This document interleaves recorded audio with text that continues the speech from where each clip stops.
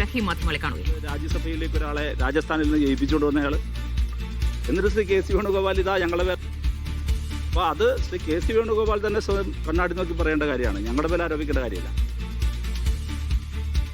ഓരോ വിജയവും ഓരോ പരാജയവും, അത് വിജയമാകട്ടെ പരാജയമാകട്ടെ, ജനങ്ങളിൽ നിന്ന് പാഠം പഠിക്കുകയും ഉൾക്കൊള്ളുകയും ചെയ്യേണ്ടതാണ് കമ്മ്യൂണിസ്റ്റ് പാർട്ടികൾ സ്ഥിരം ചെയ്യുന്ന രീതി. ഞങ്ങൾക്കിവിടെ പരാജയമുണ്ടായിരിക്കുന്നു. ആ ഉണ്ടായ പരാജയത്തെ കൃത്യമായി പരിശോധിച്ച് അതിൽ നിന്ന് പാഠം ഉൾക്കൊണ്ട് ജനങ്ങളോട് കൂടുതൽ നമ്രശിരസ്കരായി ജനങ്ങൾക്കിടയിലേക്ക് ഇറങ്ങിച്ചെന്ന് കൂടുതൽ ജനങ്ങളെ വിശ്വാസത്തിലെടുത്ത് ഞങ്ങൾ മുന്നോട്ട് പോകും. കരുത്തോടെ ഞങ്ങൾ തിരിച്ചു വരും.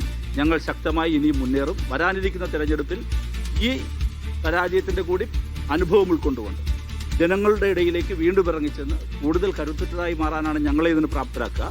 അതുകൊണ്ട് ഈ പരാജയത്തിൽ ഞങ്ങൾ തളർന്നു പോകല്ല. രണ്ട്, ഏതെങ്കിലും ഒരു വിജയ അത് പുളകിതരായി അങ്ങ് അവിടെയും ഞങ്ങൾ നിലച്ചു പോകില്ല.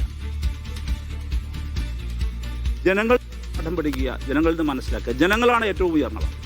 യഥാർത്ഥത്തിൽ കേരളത്തിലെ LDF സംബന്ധിച്ചിടത്തോളം എല്ലായ്പ്പോഴും ജനങ്ങളാണ്. ഇപ്പം ജനങ്ങളിൽ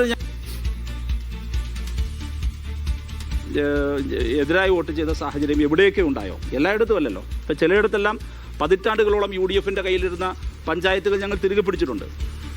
മുനിസിപ്പാലിറ്റികളിലാകട്ടെ പഞ്ചായത്തുകളിലാകട്ടെ പലയിടങ്ങളിൽ ഞങ്ങൾ തിരിച്ചു പിടിച്ചിട്ടുണ്ട്. അപ്പോൾ പരക്കെ അങ്ങ് LDF തോറ്റു പോകുക എന്നുള്ളതല്ല. ഞങ്ങൾ വിജയിച്ച സ്ഥലങ്ങളുണ്ട്, എന്നാൽ ഞങ്ങൾ പരാജയപ്പെട്ടിട്ടുണ്ട്. വിജയിച്ചെടുത്ത് ആ വിജയത്തിൽ നിന്ന് പാഠം പഠിക്കുകയും പരാജയപ്പെട്ടിടത്തു നിന്ന് എന്താണെന്ന് മനസ്സിലാക്കി ഞങ്ങൾ മുമ്പോട്ട് പോകും. അതിലൊന്നും ഞങ്ങൾക്ക് ഞങ്ങളുടെ രാഷ്ട്രീയമായ ഉൾക്കരുത്തുണ്ട്, ഞങ്ങളുടെ സംഘടനാ ശക്തിയുണ്ട്. അതൊന്നും എവിടെയും ചോർന്നു പോയിട്ടില്ല. ശക്തമായി ഇടതുപക്ഷത്തിന് ഇനിയും ഇതിൽ നിന്ന് പാഠം ഉൾക്കൊണ്ടുകൊണ്ട് മുന്നോട്ട് വരാൻ കഴിയുമെന്നുള്ള തികഞ്ഞ ആത്മവിശ്വാസമാണ് ഞങ്ങൾക്കെല്ലാം ഉള്ളത്. കോർപ്പറേഷന്റെ ഭരണം ഇനി മുതൽ BJPക്കാണെന്നുള്ള യാഥാർത്ഥ്യം അടുത്ത നിയമസഭാ തെരഞ്ഞെടുപ്പിലെടുക്കാം. അത് കൂടുതൽ ഈ തലസ്ഥാനത്തല്ലേ? അതൊന്നുമില്ല. ഈ തലസ്ഥാനത്തല്ലേ ഒരു സീറ്റ് BJP പിടിച്ചത് നേമത്ത്?